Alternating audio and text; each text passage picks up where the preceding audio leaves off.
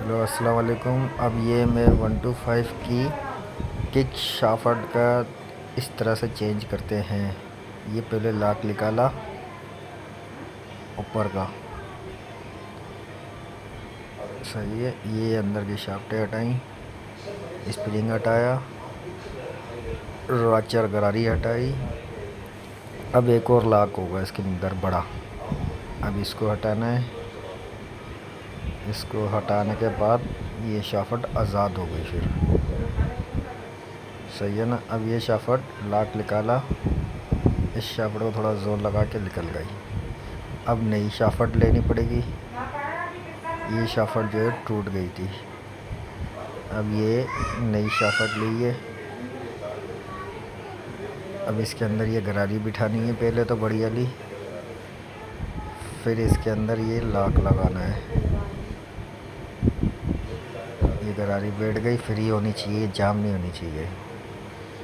और अब ये लॉक लगेगा। लॉक को थोड़ा देख लेना क्योंकि बार बार नहीं लगता। इसको सीधा विधा करके फिर लगाना चाहिए।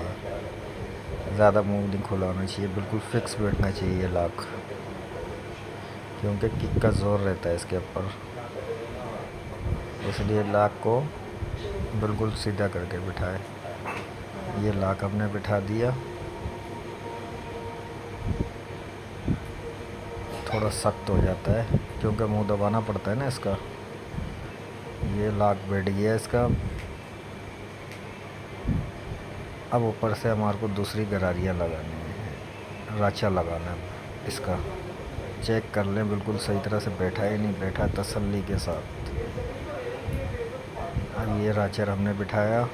अब इसके ऊपर स्प्रिंग और एक पट्टी आती है इसकी किक की। अब ये लॉक लगेगा इसके ऊपर, मगर पहले देख लें सेटिंग। इस तरह से ही बिठाना है, सही है। इसको घुमाना पड़ेगा, उस तरह से आएगा ही नहीं। आप कोशिश करना तो भी नहीं आएगा, बैठेगा।